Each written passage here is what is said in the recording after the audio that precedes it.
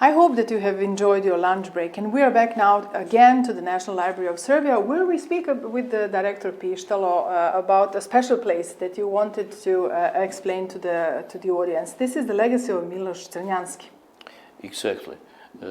This is one of our legacies, and Milan Rakic, the poet, is in the adjacent room.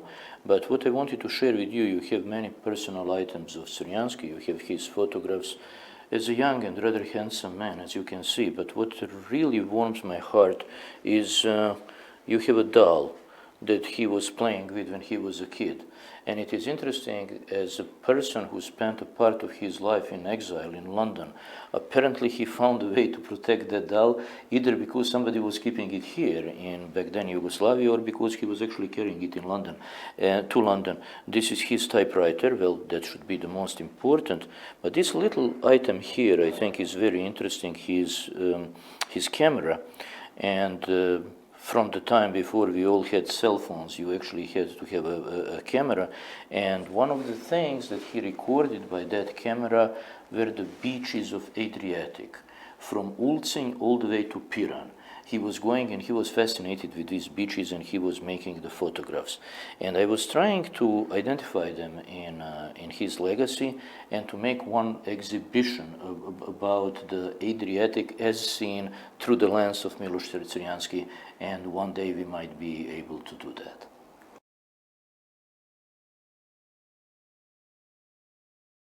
In the central atrium of the National Library of Serbia, Director Pištalo and I are visiting some interesting spots. Tell us, what is this one? This is Hero's puppy. To the best of my knowledge, it is the only one outside of the British Isles. And it has been given to the library maybe some 10 days ago as a memory of the suffering of both British and Serbian people in World War I and World War II. One of these puppies actually stood. Originally they were red, and they were seen in the fields of Flanders in World War I. Each one stood for one dead soldier. But you can see this one puppy here that we have in our atrium. It is not red, it is bronze or golden color, and I think that the red of these puppies has been turned into gold in our grateful memory. Thank you.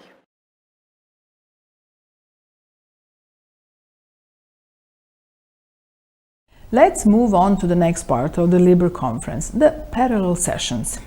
If you are in the main room, make sure you follow the session called Enhancing Digital Teaching and Learning, Opening Educational Resources. If you have chosen the other session, please use the links provided under each session to follow them. You can choose between Search and Retrieval, Next Generation Information Services, Rocky Road, Opportunities and Challenges in Open Publishing, and all together now establishing successful collaborations.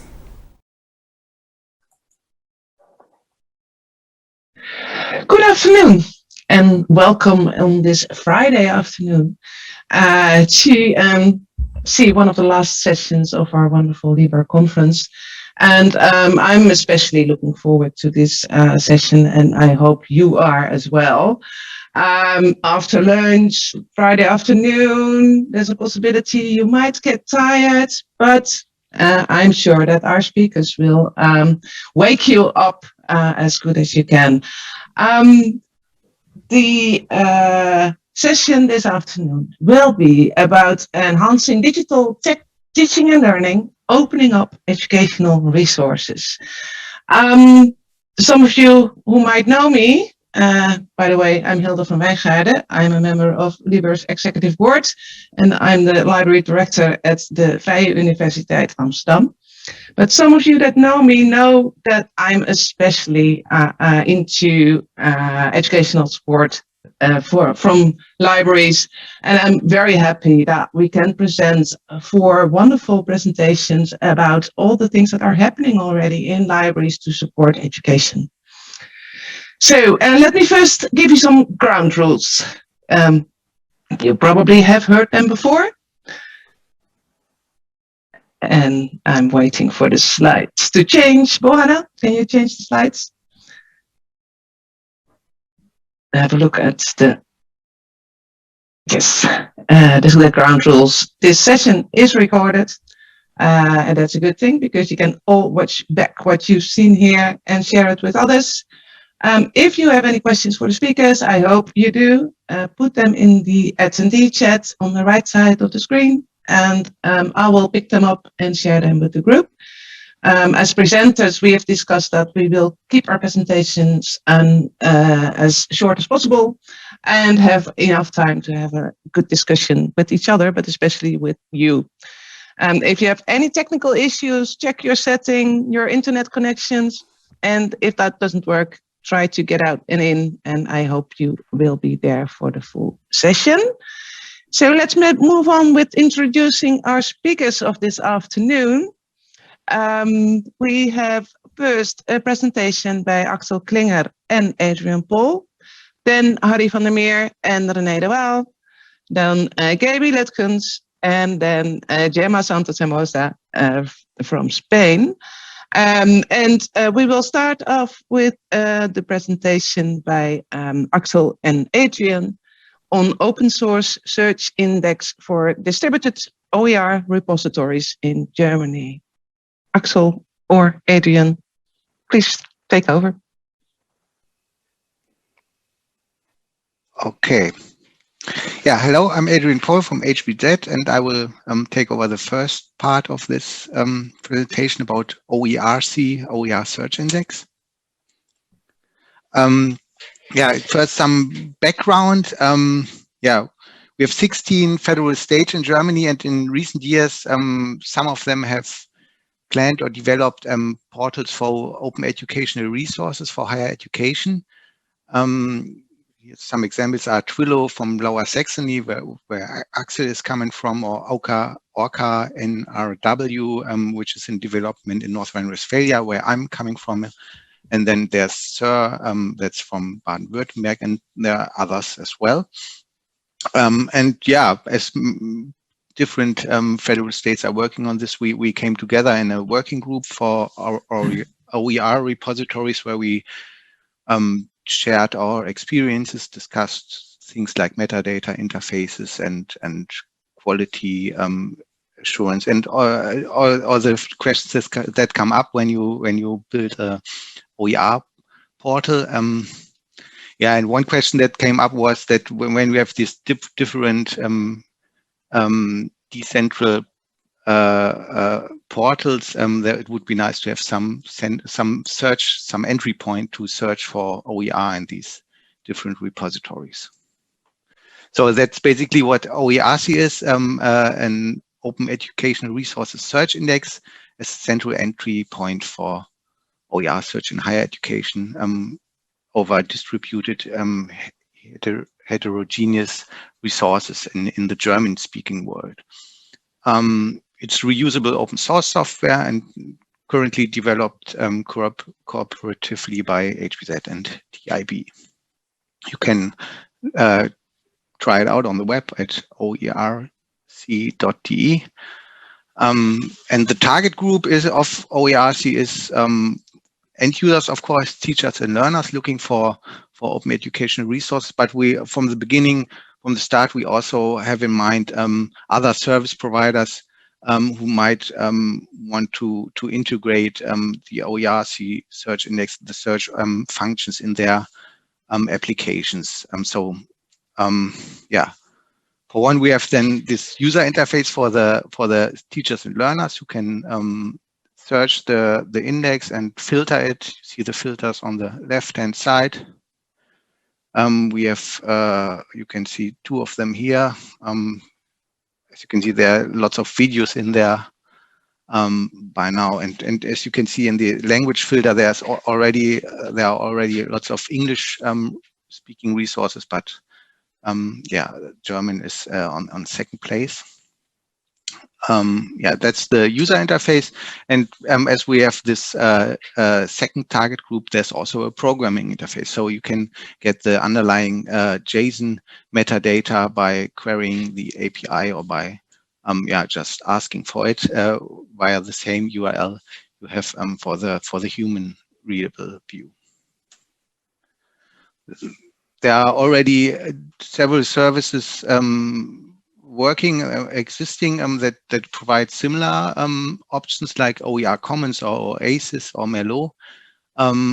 So the question might be, why build another one? They mainly focus on English content, and we need a solution for the German-speaking world. And it's not as open as we imagine such a service to be, so that it can be reused by others and integrated in other services. So that's why we started building OERSI. The approach features, to be clear, it's only metadata that is indexed in OERSI. There's no content, no indexed or hosted with OERSI. So it's what you might call a referatory. I think this term is coming from the OER world. We have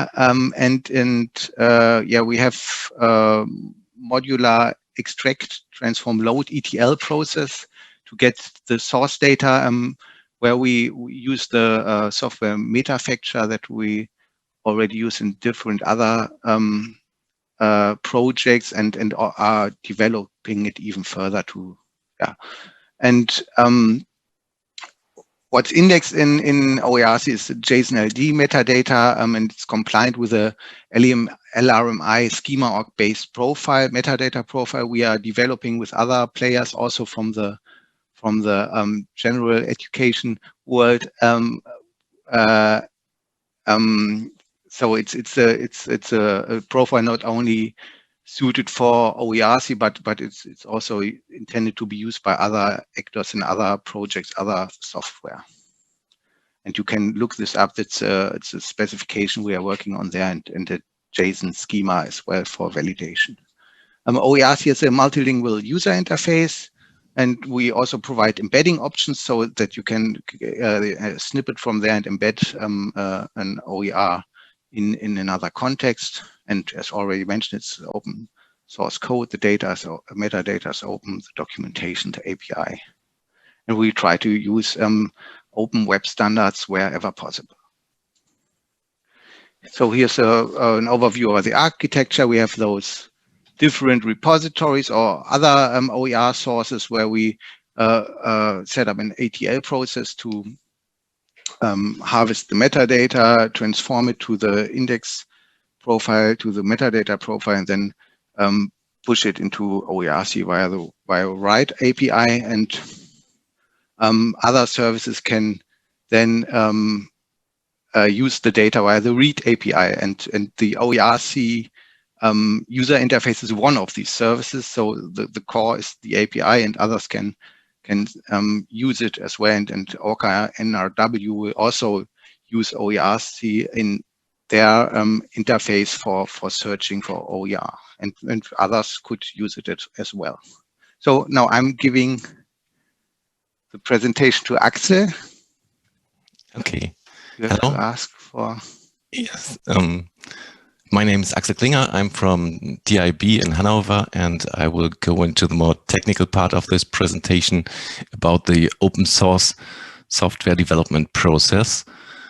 And yes, what I would like to address in this talk is a little bit about our experience with the project management, the automation, quality assurance for this software project, and as well as the participation. How could you participate on this project as it is open and meant to be a community project? So first of all, about the project management, we based mostly on Gitlab, so the general Gitlab instance on gitlab.com, and there you'll find all our source code licensed as open source with the MIT license. And within this software repository, we also use other features from GitLab, like the issue tracker for communication. So for each new feature or bugs that is reported, we have the discussion on this task, and all the discussion is open. We also have the documentation of our approaches, as well as the planning and milestone building for the next step that we do. And for having a open process documentation, we use the integrated Kanban boards so that you can see what is planned to do as next step, what is currently in preparation, and what is already done. One of the newest feature that we have also tried out is the GitLab service desk, which enables us to get contact, or let's say contact by email from a contact form on the web page, and there we will get internal issues to respond on this with all the team members, and those issues will be internally, but give us an internal transparency about the communication process. Another thing I would like to mention here is our approach in automation for the software development process.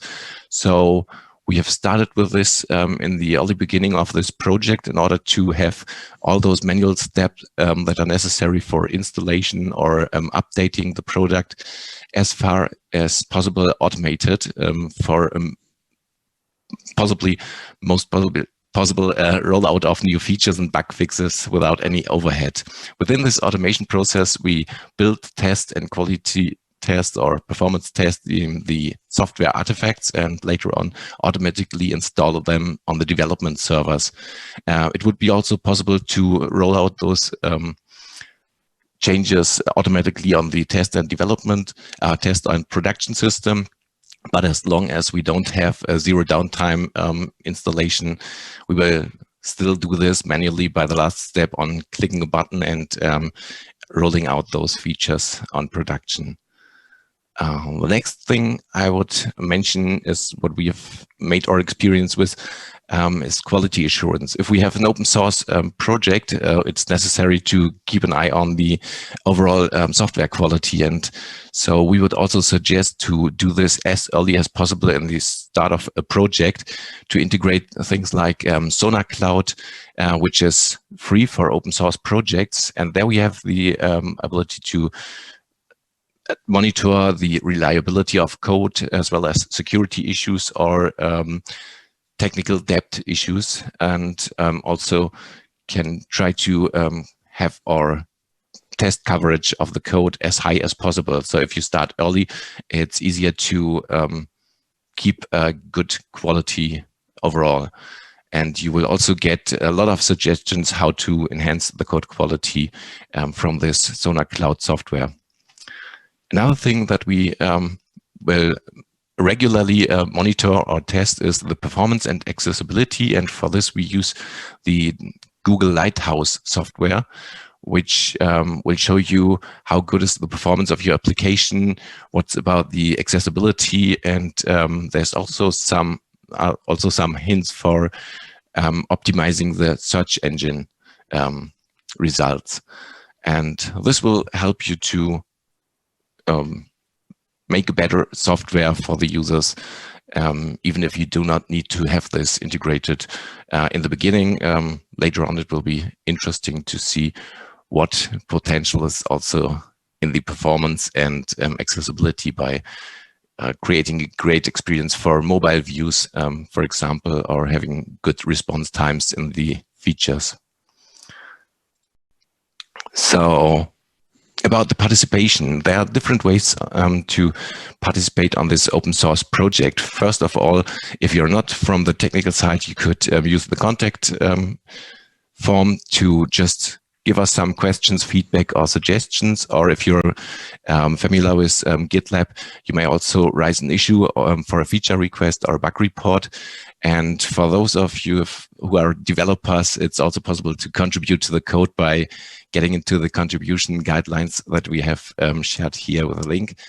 Other kind of participation would be to integrate the OERSI into your own platform. And for this purpose, we will still work on the API, as mentioned before, to have it as stable as possible, to integrate it in other systems. And it's also possible to reuse the complete software solution by installing your own index, for example, for your own regional solution where you connect to universities, repositories, or library repositories, or on a national level to bring together distributed repositories all over the country.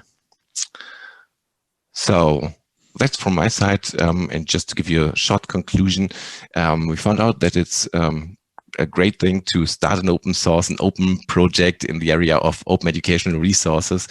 And for this, we didn't need any costs, because all those tools and platforms needed to create open source software, to communicate on the software, to plan, to have the quality assurance as well. It's all free for open source software projects. And so one last note would be, maybe it could also be interesting to think about how to develop OER like software with the open source development tools. That's it from my side, and thank you for your attention. So. Thank you very much, Axel and Adrian. This was really interesting. And you asked your own question already at the end, which I think is very good to see. If there are any questions from the audience, you can put them in the chat. While we start, we have a few minutes for the questions on this presentation.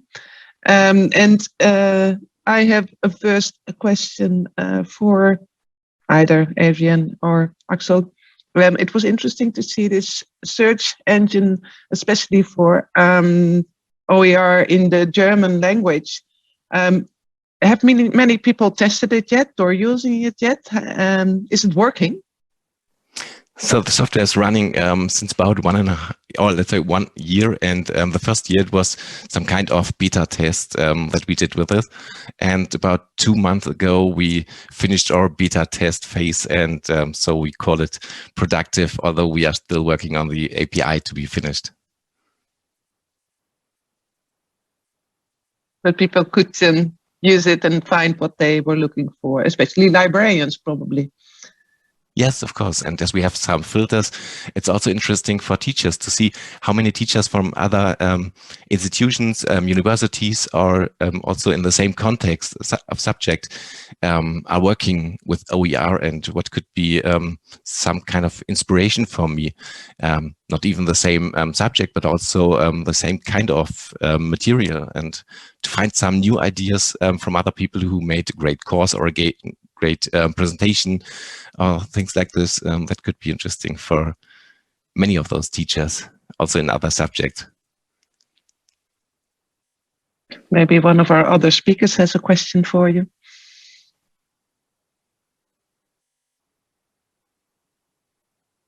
I put a question in the chat box and it has been answered already. So Gaby asked a question about accessibility for users with a disability. And Adrian said yes, but maybe there's a little bit more to say about that. So I think it's general accessibility rules that are tested from the Google Lighthouse project, and I've not been too much in all those details that are included, but in Germany we have some kind of accessibility rules that have to be mentioned on the website, and so this is also important, but not only because of those general rights that we have to follow, also for the good user experience to have the contrast and the size of elements and fonts in a good way to enable all people to use the service. That's very interesting to have some automation behind this to ensure the overall quality over the project lifetime. Thank you, Axel. And I think your last question, can we develop OER in the same method as we develop open software? I think that's very interesting to come back to after all the presentations, because we will probably see some more examples of how OER is developed. And on that note, let's go to the next presentation. Harrie van der Meer and Renee de Waal are presenting about fostering open education in information literacy using a taxonomy.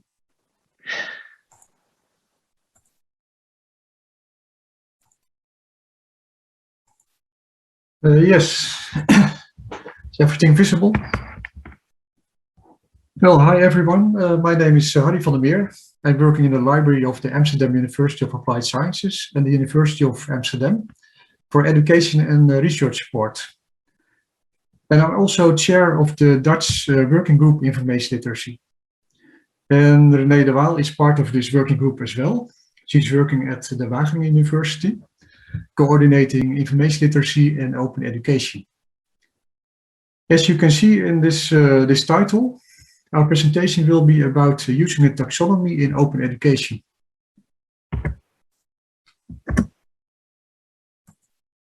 Now my slide should move, yes. Now I will start to say something about the way we try to open up our own information literacy education. Then I will come to development and use of an information literacy taxonomy for sharing and reusing materials. And afterwards, Renee de Waal will focus on another possible application of the taxonomy. That's the development of digital badges.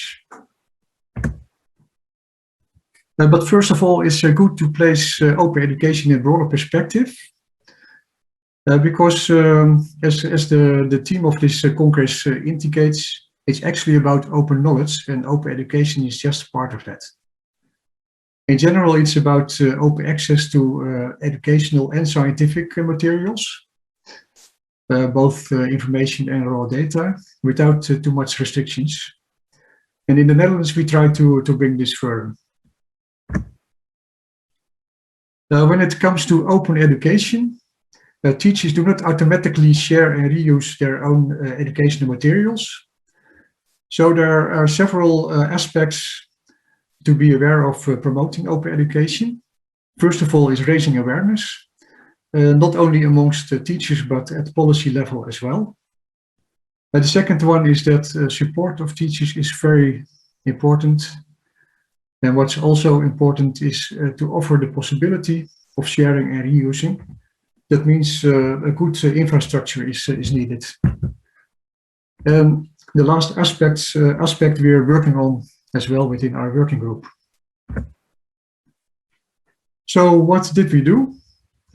And we means actually about 10 higher education libraries dealing with this project. We participated in a pilot for developing a search portal for educational resources. And we did that in cooperation with SURF. And SURF is our national collaborative organization for ICT in Dutch education and research. Therefore, we entered about 400 educational materials, for example, online courses, videos, LibGuides, and other materials. So why did we want to share our own materials? There are several reasons for that, but I will mention the main reasons. First of all, to stimulate the reuse of materials, because we think reusing materials and sometimes adapting them could be very helpful for saving time. Secondly, we think that being visible for everyone by sharing your material will improve the quality of information literacy materials as well. And last but not least, sharing materials means also an increase of the availability of the materials that could be used for online classes. So how could taxonomy help us with this? Good metadata are quite relevant for both retrievability and findability. So therefore we used the NLM standard, metadata standard, and we also used a combination of free keywords and the use of a taxonomy. And so the taxonomy, what is it? It's a controlled vocabulary in the hierarchical structure over a certain subject or concept. And such a taxonomy is especially useful when you don't know a lot about a certain subject, and it makes it easier to enter a sub-discipline of a sub-area of information literacy. However, at the moment, there was no good information literacy taxonomy available, although we looked very good in the literature. So Marijn Post and I, we decided to develop one ourselves. For this taxonomy, down in this slide, you will see the documents we used. I will briefly show you the steps we've taken. The first step, setting goals and planning. It's actually quite obvious, so it speaks for itself. But the basis of this taxonomy is the comparison of the main information literacy standards and frameworks. So we used SCONUL, ACRL framework, CLIB, the Australian and New Zealand framework. We used Cooltau, UNESCO, and the meta-literacy characteristics. We looked at the overlap of all these standards, resulting in the last few columns, after adjusting a few parts, but I will come to that later. Then we analyzed the content, the information literacy content. That means the most relevant online courses we do have in the Netherlands. And we did that by using text mining software. And to be more specific, we used Voyant for that. And the result of that is this, the keywords in this word cloud. Afterwards, we asked the colleagues in the Netherlands to use card sorting software and to assess the main facets and groups that are actually the main entries of a taxonomy. And we asked them also to match the keywords to these facets. So this provided us with loads of very useful information, and yeah, we used it for our final taxonomy. And of course, we tested this taxonomy as well. So this is the result. This is the final taxonomy, visualized as a tree structure. So 5 main facets on the left-hand side and a few sub-facets.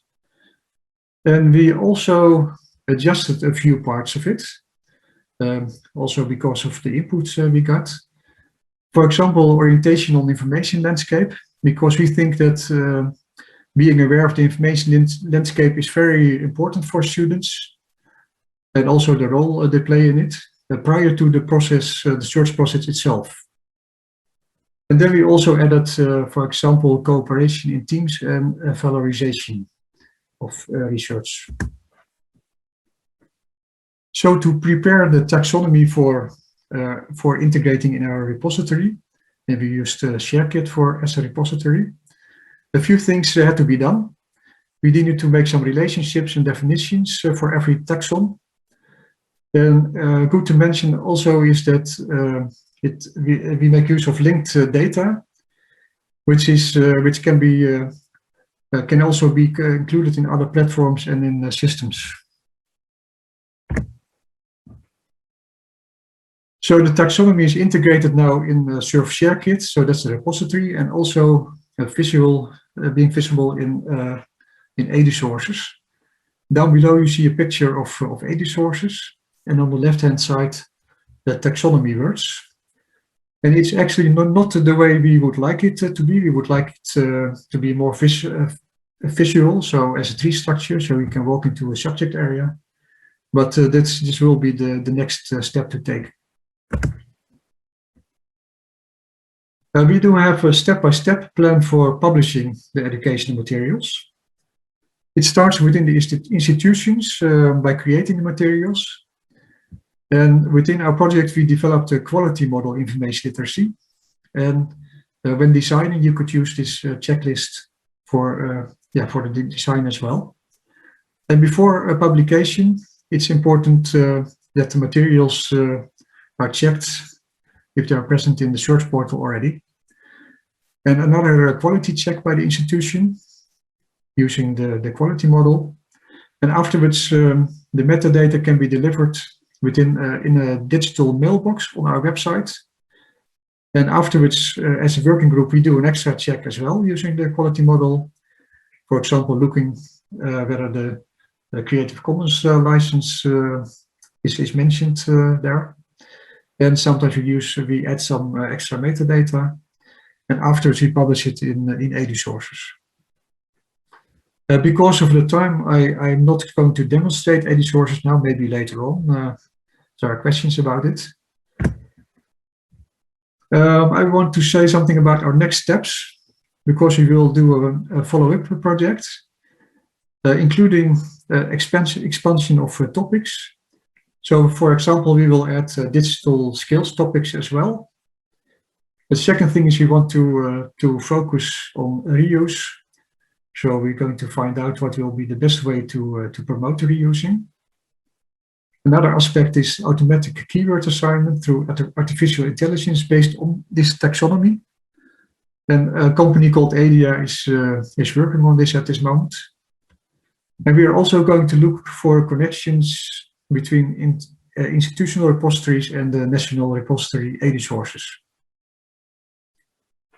One other thing we are working on at this moment, we are exploring the possibility of sharing information literacy educational materials in Europe in cooperation with the countries mentioned here in this slide. Well, in the introduction, I already mentioned the possibility of using a taxonomy to develop digital badges for information literacy, and Renee will go on and tell you something about this part.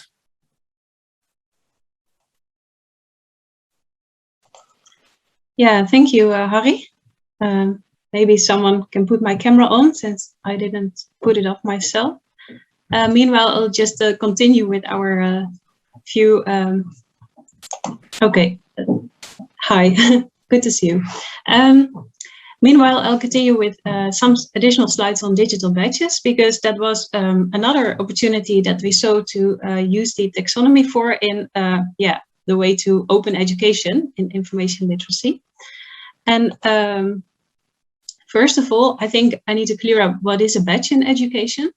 And a badge is actually a form of a micro-credential. And a micro-credential is a recognized proof of achieving a skill or an ability or some knowledge after a very short period of learning. So it's really about micro education. And the certified document that you can get for a micro-credential, that can take the form of a digital badge. And a digital badge can also be an open badge if it's compliant with the open badges infrastructure. And without being technical, that means that there comes a standardized set of metadata with it, for instance, about the name of the earner, the issuer, what is the badge about, how it was assessed, etc. And with this open badges infrastructure, you can have your digital badges, they become very interoperable with many platforms that are compliant with this infrastructure.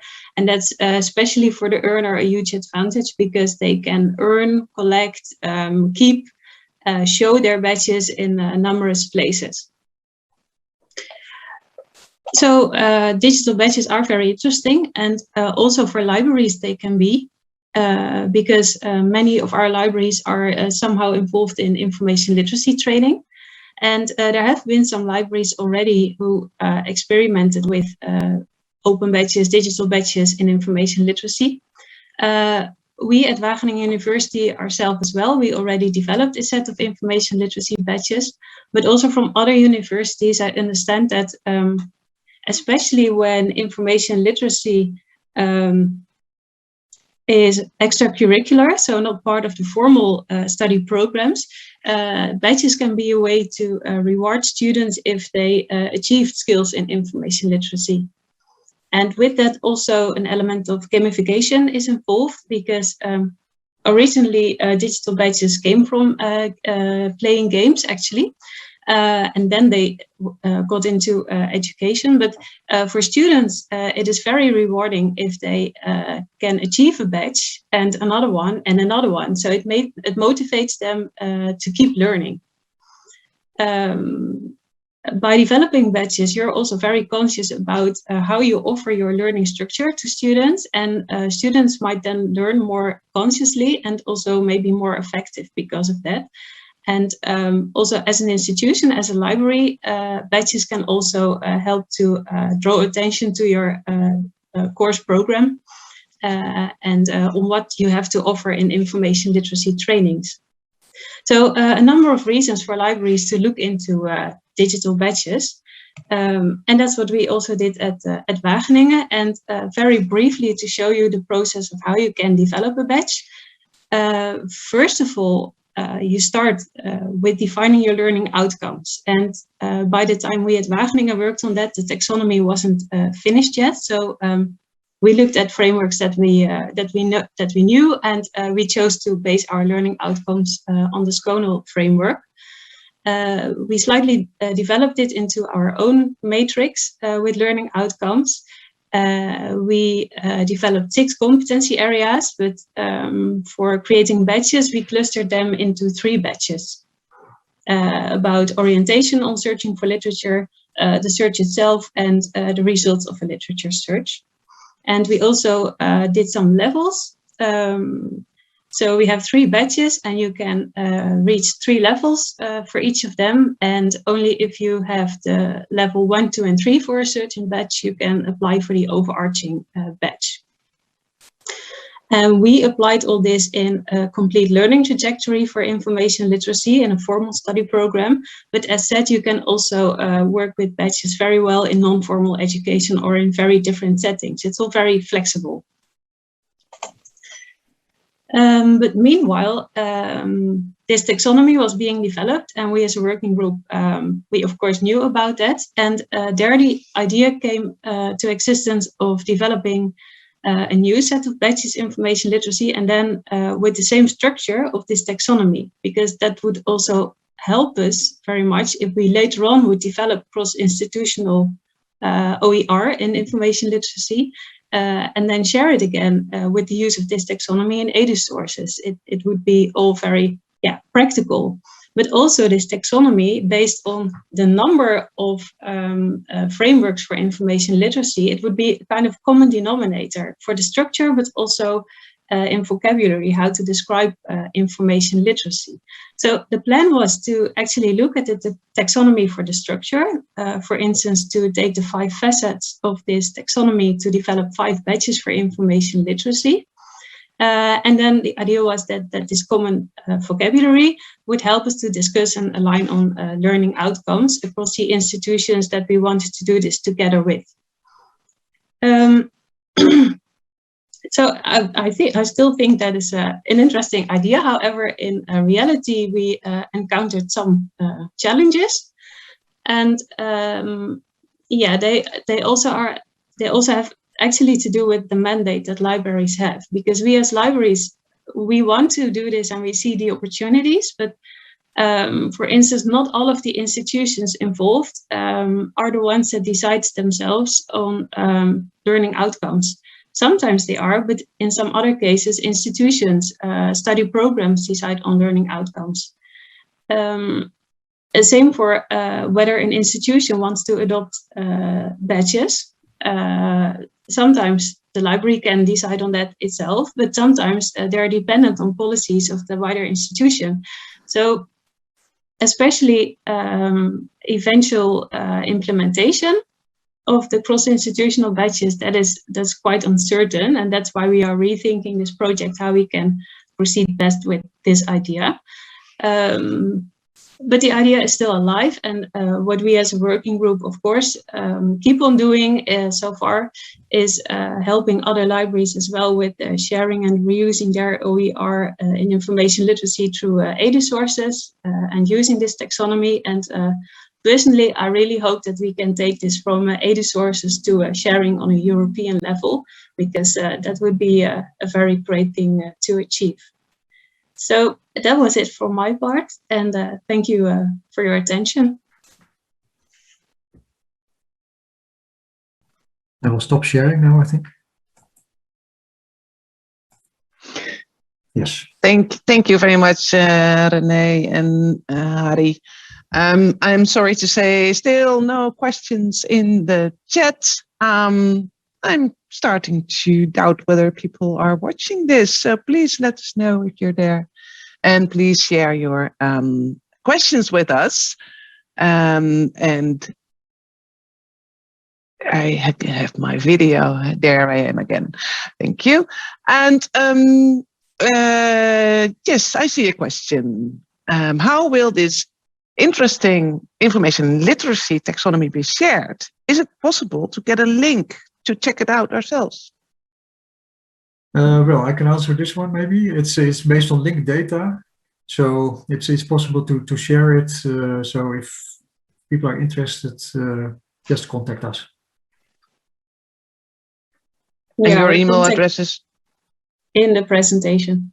Yeah. is in the presentation. The presentation will be shared like all the LIBER presentations are being shared. And of course, everybody can take a look at Repositories as well and see what's happening there. Yes, indeed. It's edusources.nl, I think, yes. Repositories.nl. I'll share it in the chat for everyone because it's a very nice Dutch environment, but it has very nice look and feel, and it can be accessed in English as well. And I have another question. Sharing information literacy materials in Europe with several countries was mentioned. Could the speaker say some more about that, please? Is that a formal collaboration? How far has it progressed? Harrie? Well, we're just exploring the possibilities. So we're busy setting up a project brief and finding out if there's enough, enough to work together. So, but I think we will work together. We will not make a different search portal again, but we will try to connect systems. And if people are interested in joining that collaboration, can they contact you as well on that? Yeah, they can always do that. We don't want too big of a group at this moment, at this stage, but yeah, at the end, the more people collaborate, the better. Wonderful. Another question: will the taxonomy be implemented in the LOV side, the linked open vocabularies? Thank you for explaining LOV. Linked open vocabularies, new to you or no? It's a good suggestion. We didn't think of it yet, but we will look at it. And that way everybody can use it. Thank you. There's a question.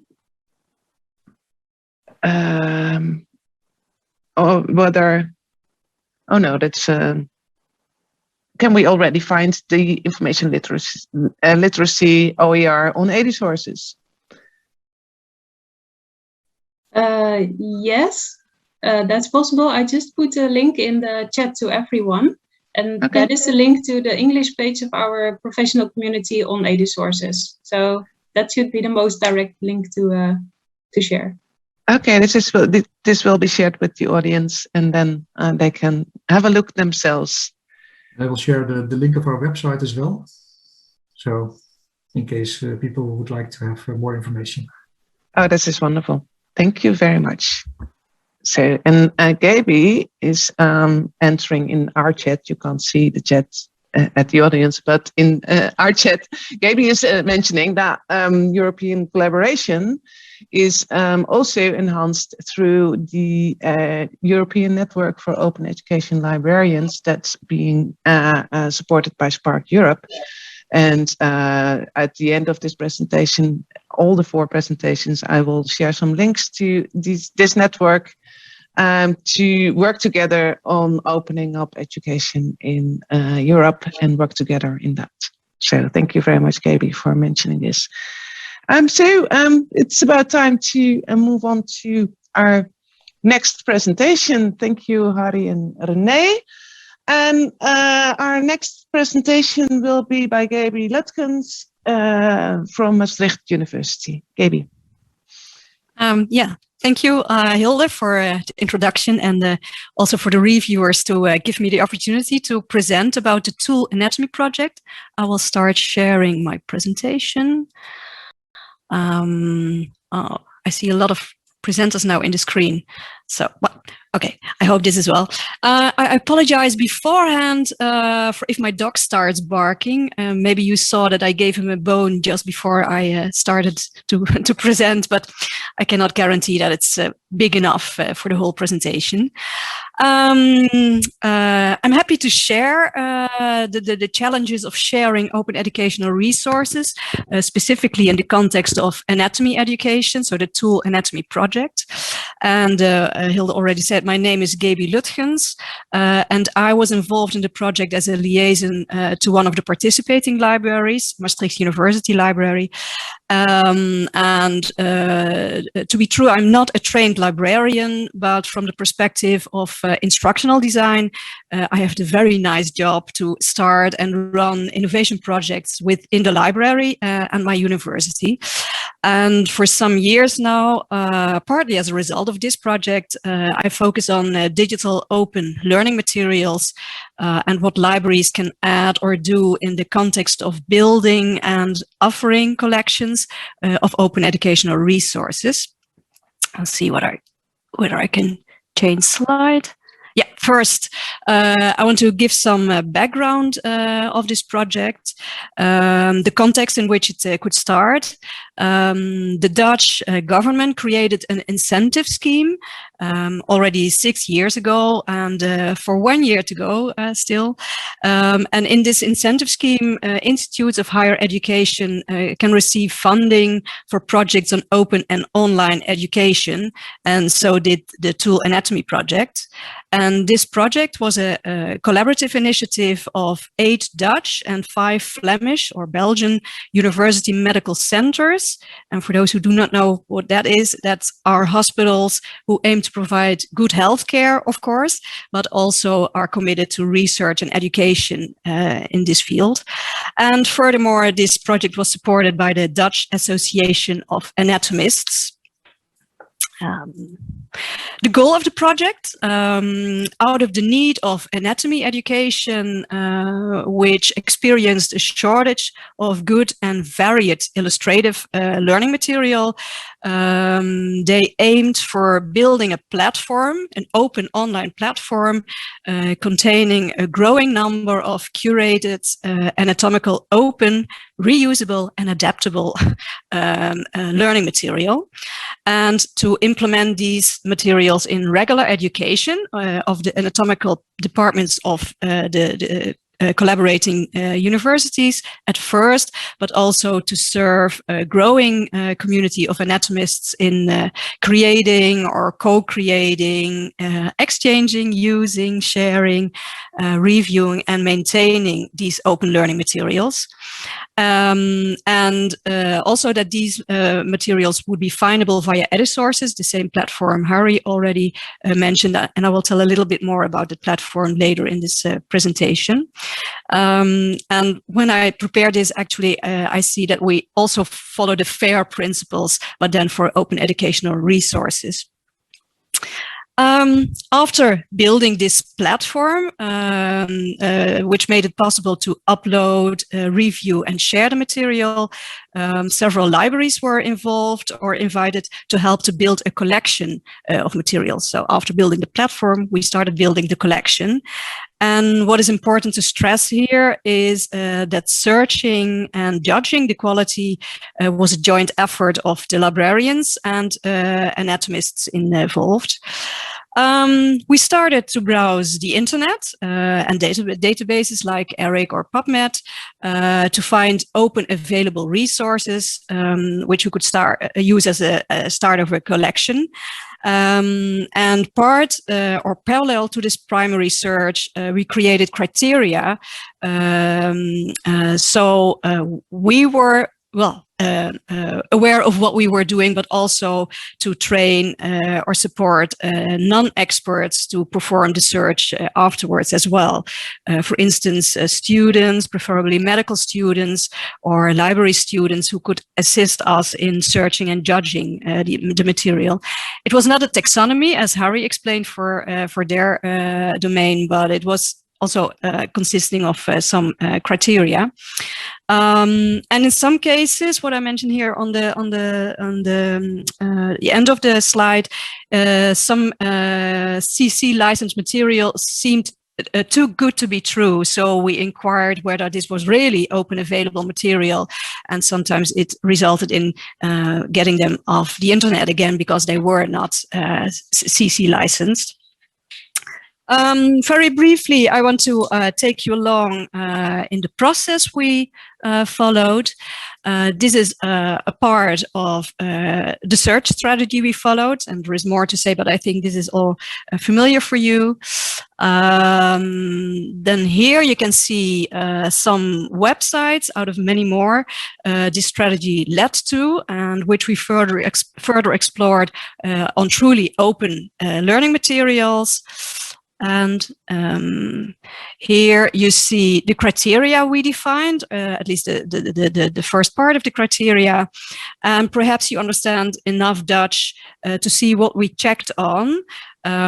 First, of course, the copyright issue, like here, the copyright, if and which CC license was used for the material, if everyone had access to the material, whether you needed a login to have access, whether you need special software, specific software to make use of the material, and then we rejected it again because then it was not open or accessible enough to our what we meant for.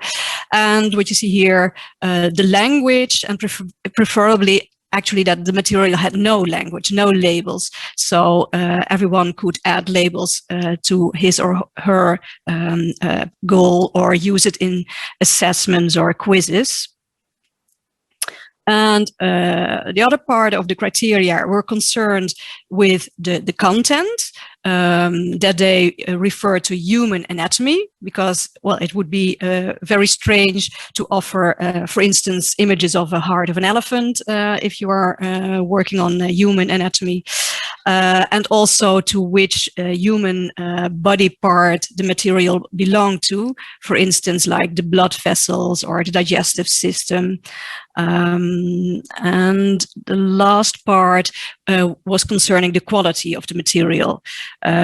So whether the quality was good enough to use it in education.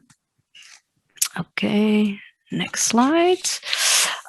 Next to searching and adopting the material from the internet into the tool platform, one of the work packages focused on creating new images, for instance, for embryology, because there was really a lack of good material.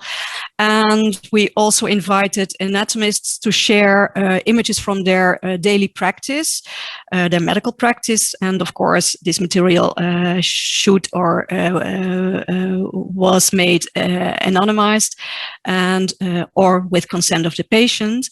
And we also started an activity in adapting existing images from the Subota Anatomical Atlas, which is already that old that copyright no longer prevented us to make use of these materials. And sometimes these materials were upgraded by adding color or changing color or delabeling the images, as I mentioned before. I always have to search for the arrow, but okay, there it is. In this slide, you see that after we gathered all the material, we started adding them to the platform, and this is a screen which helped the person uploading the material to follow all the steps. And anyone having access, and you can get access after logging into the platform, can enter material, enter metadata, and upload it to the platform. And in this slide, you see, in the context of the project, we, the librarians and the anatomists, judge the quality of the material. But for a sustainable procedure, if other persons also can add material, like anatomists or anatomy teachers or students even, or maybe domain specialists working in the library can add material, then it's good to have a review procedure embedded in the portal. And what you can do then is, after uploading, you can invite a person to review the material, and this is forwarded, for instance, to an anatomist. Okay, what do you see here? On the user side of the platform, you can see whether the material has been reviewed. So if it has not been reviewed yet, you see here the red exclamation mark, and if it has been reviewed, you see it with a green arrow. So it explains something about the status of the material. Well, instead of giving a live demo, which would take too much time because I always get too enthusiastic, I want to share some screenshots. And this is the home page of the portal, and then you see several entrances, so to say. So you can see, you could click on one of these entrances, and for instance, you can go to the collections on specific body parts, like material concerning the heart, so the heart collection, or the in general region collection. And what you can also do is go to, for instance, the specific collection for embryos, or you can go to material in a specific format. So these are microscopic slides. Yeah, and I want to invite you to take a look at the platform yourself afterwards and browse all the collections and options or formats available now. And on this slide, you can see an overview of what is currently available on the platform. So, for instance, how many questions there are, how many quizzes, how many tutorials or videos, or including videos, well, etc. And we are quite proud of this, of course. And now I want to go back to the role and goals of the libraries in the project. What we aimed for was experience ourselves, what it meant to search the internet for open available material, and how we could teach others to do this. And therefore, we defined the criteria to search and judge, as I showed you before. And we assisted in creating the upload and review form, which are integrated in the platform. We supported in storing and metadating the selected material, also with the NL-LUM code of standards, sorry. And we put effort in making the connection between this portal, the Tool Anatomy portal, and the recently launched Repositories portal. And I was thinking before when Axel and Adrian presented that maybe the Repositories portal is similar to the OERSI portal, but there is a connection with the repository in which people can also upload material and make it immediately visible in the Repositories portal.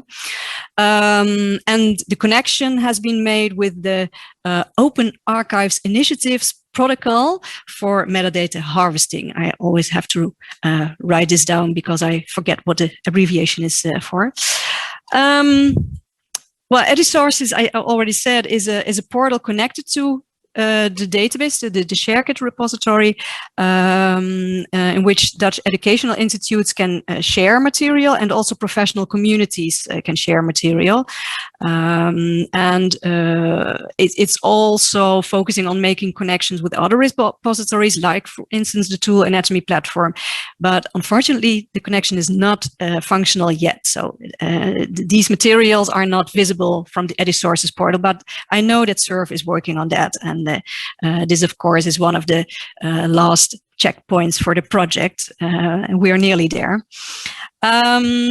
We also assigned ourselves libraries to embed the platform in our library websites and bring it under the attention of the anatomy departments at our own institutes.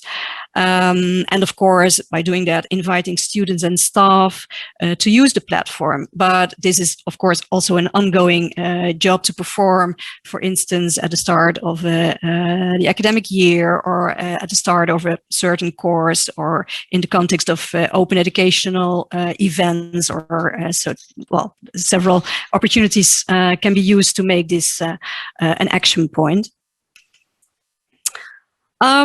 But of course, there are still some challenges. I mentioned one before, making the connection with the Repositories portal. But also what we noticed, and maybe this is something which is going to change if OER is something which is being adopted in more institutes, that there seemed no impetus, credit-wise or financial, for academic staff. We reached out to use or contribute the open educational resources. Some departments shared, or some academics at the department shared, that they value commercial materials as more complete or of higher quality, and that it requires less effort to make use of it. So yeah, this is something we have to work on. And well, now the project is ending, and sort of like the funding is ending. We face that there is no structural funding within the institutes yet for the creation of material and the maintenance of the platform in the anatomy departments. We are very glad that the Association of Dutch Anatomists has given permission to continue working on this, but of course, this is not a very sustainable situation. Yeah, I pointed out already that we do not have integrated the platform with the Repositories platform, but we also did not yet succeed in making the platform part of the library, so to say. So at least at our university, it has not been incorporated in the pages with databases or repositories. So there is still work to do. And yes, we are making a start for certain, also with projects like Repositories project, but no structural support is yet there for storage, metadating, reviewing, or publishing open educational resources within our library or institutes. But yeah, as mentioned, we are gradually making progress on this. Yeah, and well, developments in this context which can help to make this happen is that while this project was already running on a national level, the Dutch Acceleration Program has been founded in 2019, and within this acceleration plan, also a task force on digital open learning material has been installed. And this task force focuses on building the technical and organizational infrastructure for storing, sharing, and reusing open educational resources. And the earlier mentioned Repositories portal is one part of that, but also to help or train support for staff to make use of that. And in the first place, we are training library staff, or upskilling, maybe, I don't know whether that word exists, to, well, make this support happen within the institutes.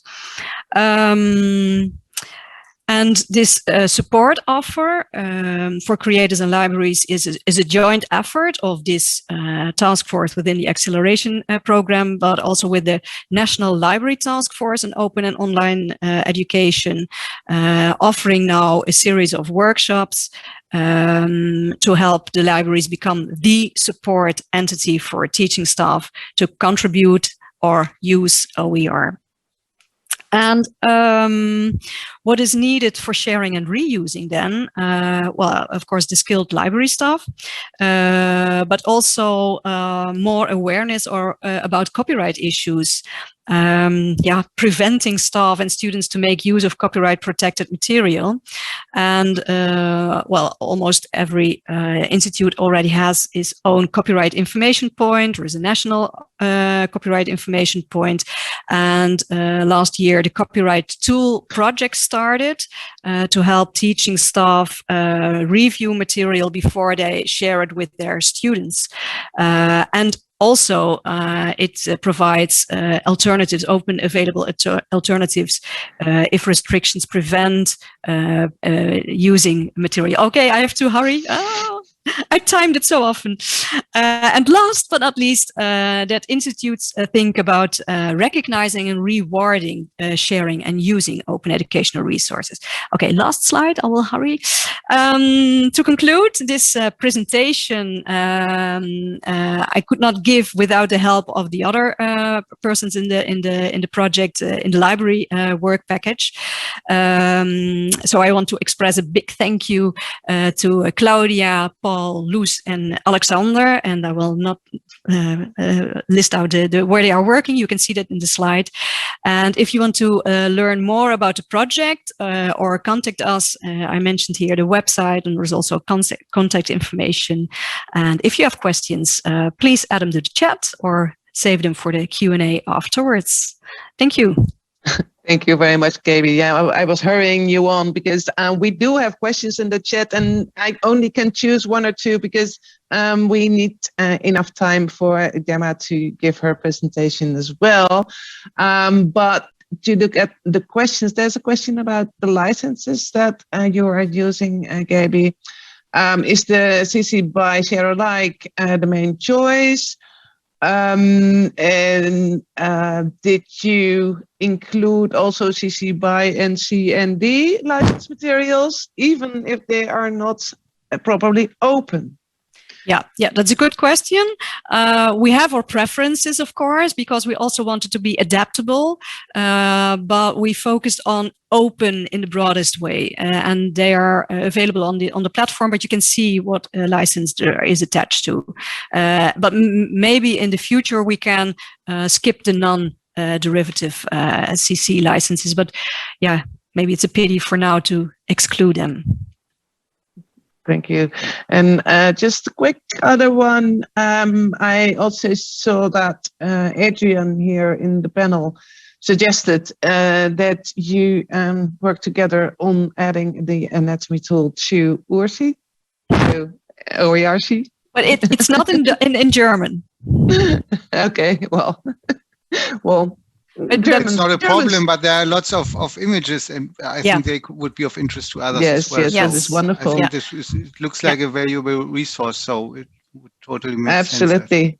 And I think we have to connect Edsources and OERSI at a certain point. Absolutely. And there's a question about the use. Are students and teachers enthusiastic about the tool? The persons we spoke to making use of it are very enthusiastic, but what I mentioned already, we feel that too little people are already using it. So we have to make more publicity about the tool. But the project just ended, so we are about to do that. Thank you very much. So now we quickly move on. Oh, there were other questions in the chat. I was seeing also still for Harrie and Renee. I hope we have some time at the end to get back to them as well. Otherwise, we'll forward them to you, or you can contact them by email to ask your questions. But now it's high time to go to Gemma. Gemma Santos was also a very active member of our European open education community. Thank you, Hilde. Good afternoon to all of you. I will share my screen and I will introduce myself in the meanwhile. I think that you can see it now. Okay, so yeah, I'm Gemma Santos Hermosa from Spain, from the University of Barcelona, where I'm a teacher, I'm a professor, but I've been working as a librarian for a long time, for too many years. I'm doing this presentation with some colleagues from different university libraries, as you can see on the screen, for other people who are now there in the audience, I hope so. So, well, let's go to start. I will present an overview of OERs in the Spanish universities as a main objective, but there are some other specific objectives, like 2 lines of research. The first one is to know about the publication platforms where the OER are available, and also the promotion policies and incentives programs. The second line is about the teaching collections in institutional repositories and also some characteristics, like, for example, metadata that it was mentioned here before, and also typologies of OERs, licenses, all these kind of things. So how did we did it? How did we do it? We used two methodologies that you can see here. The first one is, it was an online survey that we distribute among the Review Network, which is the network of Spanish university libraries. And we were lucky, we obtained 70% of response from this survey. And then the second place, we conducted content analysis based on the review directory of institutional repositories. And in this case, we find out that 45 repositories have teaching and learning collections. So in this case, it's around 60% of the total of repositories, which is a lot.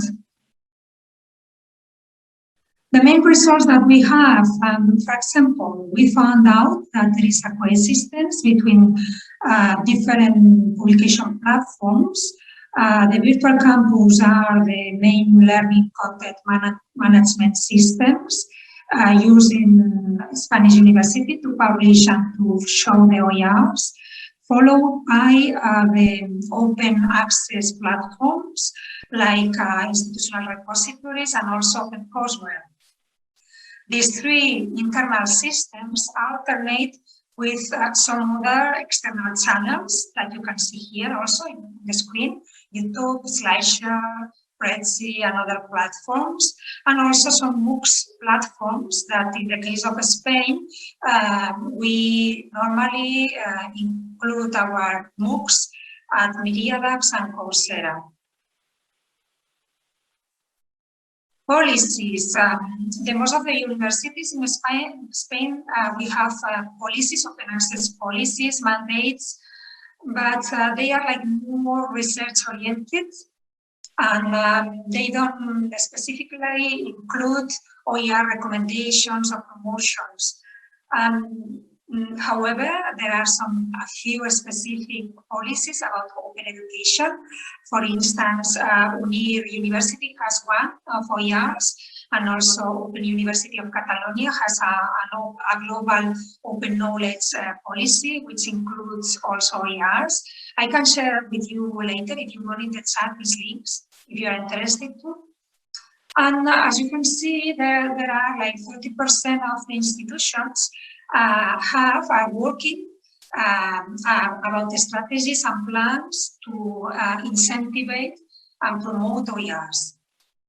But the incentives for the authors are rare, not very common. There are some economic and academic incentives, but not that much.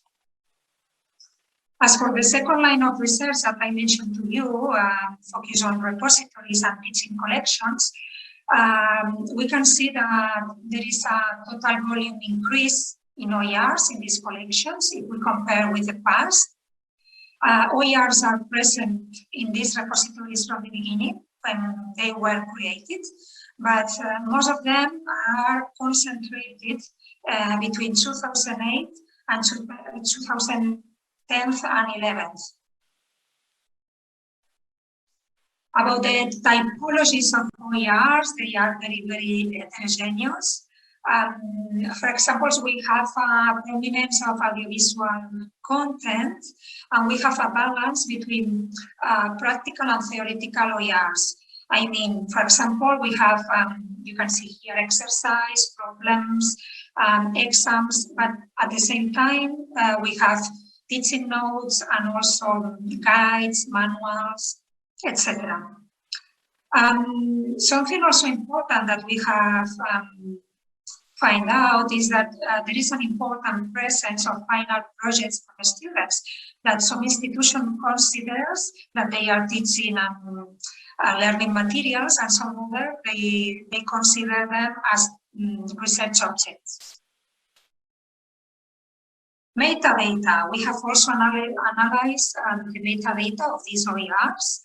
And we have to say that unfortunately, they are not the most appropriate schema, metadata schema, such as LOM or the Spanish variant LOM-S.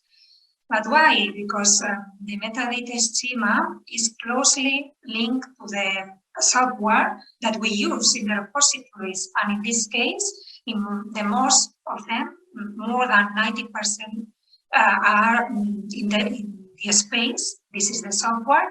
And this software is connected to Dublin Core. And that's why we use Dublin Core with or without qualifiers to describe this OER.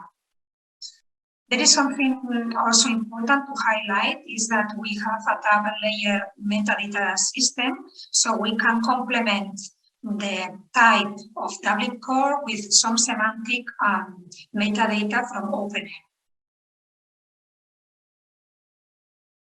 Formats. There is also diversity of formats. The most used, you can see them here in the slide. And we have a certain lack of technical openness because we would like to use like more open standards, but they are not that much used. We have still to increment this, the institutional repositories. But on the other side, there is like some success, something positive as well. There is a widespread use of Creative Commons licenses in our repositories. As you can see, the most frequently used is the most restrictive, the BY and C and D. But on the other hand, as well, around 40% of our OERs are under one of the 4 CC licenses, which allow reuse, which allow the 5 Wiley apps. So it's not that bad. We propose also a classification of these repositories, these teaching and learning collections, in different stages of development, based on the purpose and level of openness of these OERs deposited here. Here you have like more detail. I will try to go quick because the time is running out, but you can go later and to see deeply. Some conclusions that we have from our study: the educational resources in Spanish universities are heterogeneous from type and different formats, and sometimes also limited openness. They are in duplicated publication platforms, sometimes not very interconnected. The open policies don't influence in the creation of OERs, neither in the incentives. And otherwise, the promotional strategies and plans seem to have like more significant relationship with incentives and promotion plans for OERs. As for the teaching collections in the institutional repositories, they have increased in volume, but they still need some promotion, institutional promotion. The most of the institutional repositories are dispersed and they have mix of types, licenses, metadata, licenses, and also deposit patterns. Few of them, on the contrary, has resources created exclusively for teaching and learning, and they have appropriate licenses for reuse. So for a common and last conclusion, we can say that a common procedure is not being followed by the institutional repositories, and that we will need more awareness and more training about what OER are and how we can create them. So for this reason, we have some recommendations for teachers and from different stakeholders in the universities. OER should be included in the teaching evaluations, for example. We should create OER with a maximum degree of openness and also available for reuse. And we encourage collaboration between different departments at the university, teaching staff, students, librarians, ICT partners as well. And we think that there is also need for creating guides about how to use, how to reuse, share, and integrate OERs in teaching. For more information, you can check some outputs of our research. Here you have an article with all the data, and also the data set is available in open access. So you can check it, and also a poster that we present in another congress. So if you want to have a look, you have it here in this presentation. So thank you very much for your attention. Now is your turn for questions and to share some other knowledge. Thank you very much.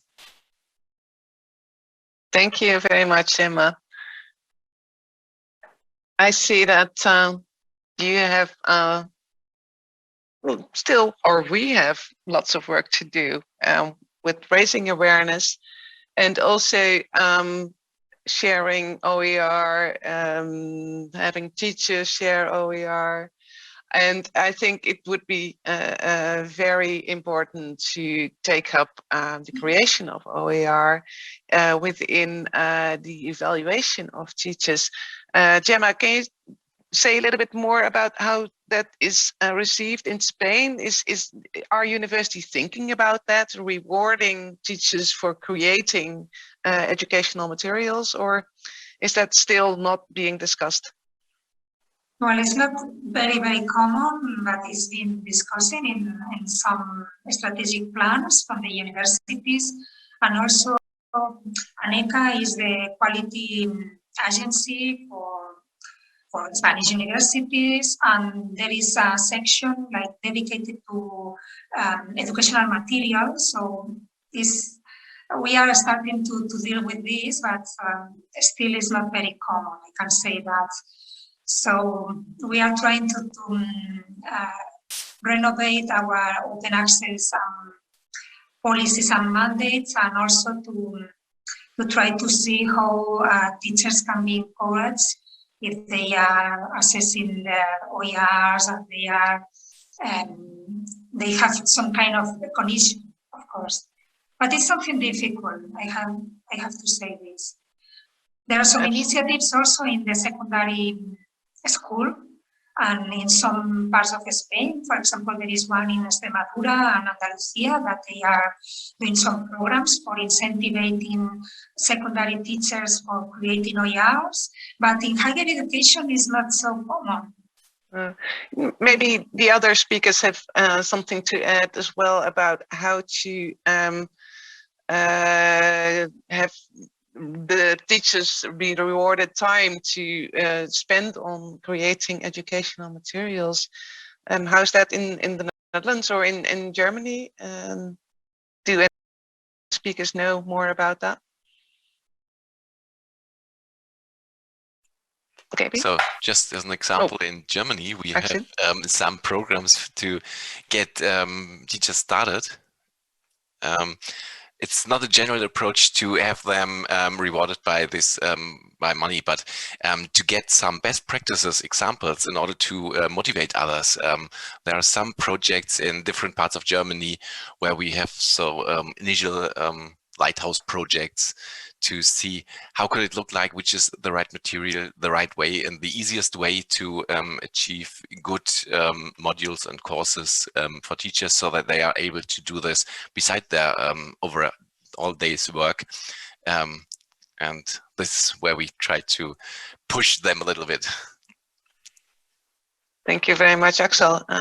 Gaby? Yeah, what I wanted to add is that we still do not have a good system for rewarding this. So teachers do not get a time yet for creating material. That's part of their education. So not, and especially not for sharing it. but we recently connected to the Open Science program in the university, and we are making this one of the branches within Open Science. And for open access publishing, and so it's already more common to reward it, to publish in this way, and we want to connect to that. And we are also thinking, but it's not institution-wide, but with the national task force, maybe it's good to have DOIs connected to objects you share, so that also educational material gets a status and that it's visible and findable in that way. But we are at the start of that. There's definitely a development in the good direction. And Gemma, you said that the institutional repositories in Spain are not very good connected. Would a search index help, maybe?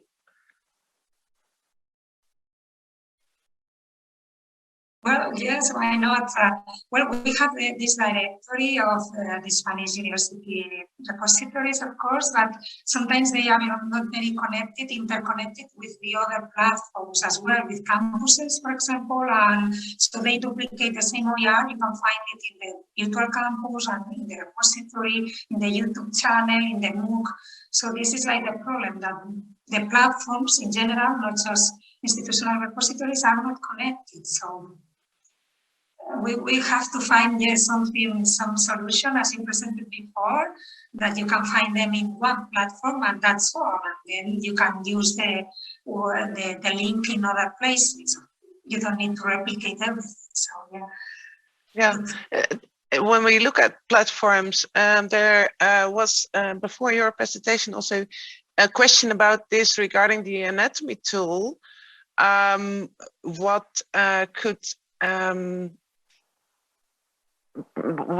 would the people behind the anatomy tool not want to share it with others? So what could be the reason not to have one shared platform? Maybe also in Spain it is like this. What could be the reason that people want their own platform and not be shared in a broader environment? Gaby? I wanted to reflect on that because I saw it in the chat. Yeah. Well, actually, the tool platform was built before the Repositories platform or the ShareKit. So that was the reason why they started their own platform, because there was not a platform and they thought of a platform just for anatomists. We considered transferring the material to ShareKit to make it sustainable, because I mentioned already there is no funding or resources for maintaining the platform after the end of the project. But at this moment, ShareKit has not the, well, how would you say it? Some formats in the tool anatomy platform are not supported in ShareKit yet. So you cannot use all the material we created or gathered already. So this is on the roadmap of the Repositories platform. And sometimes we talk to communities who have an own platform or an own website and say we do not have the time anymore to maintain this. And then we look into the possibility to transfer the collection to ShareKit. But it's not always a one-on-one copy-paste situation. Yeah. Axel, Adrian, is that something that you might notice as well? You are technical, quite good in finding everything and connecting everything, but maybe some platforms don't want to be connected. Yes, of course. So before we start to connect the platform, we always talk to the initiators of the platform if they are interested in having a wider view and better findability for their materials. And some of them want to stay closed or didn't respond until now, let's say. Okay, so maybe there's just staying quiet. Oh, let me try this out in my own environment. Gaby? Yeah, this is one of the activities the Repositories project is going to go look into as well. So to what other platforms can we connect and make this collection available as well? So they want to browse for good collections and make it available. So I think we can learn from Axel and Adrian's activities on that. Okay, wonderful. And Gemma shared within the speakers chat, maybe that can be shared with the audience, a link to directory of Spanish repositories. That's more focused on research, but can it be used for educational resources as well? Yes, of course. As we were mentioning before, we have these repositories connected in Recollecta, which is like a kind of directory of all the institutional repositories. But it's true that it's like more focused on research objects. And that's why we decided to do this research, because OERs were like more, they were missing. Like we didn't know if they were there or how much they were, or that's why. But we have some repositories that they are like more focused on research. Yes, I don't know. It happens the same to your repositories in the other countries from the presenters. If it's like that, institutional repositories.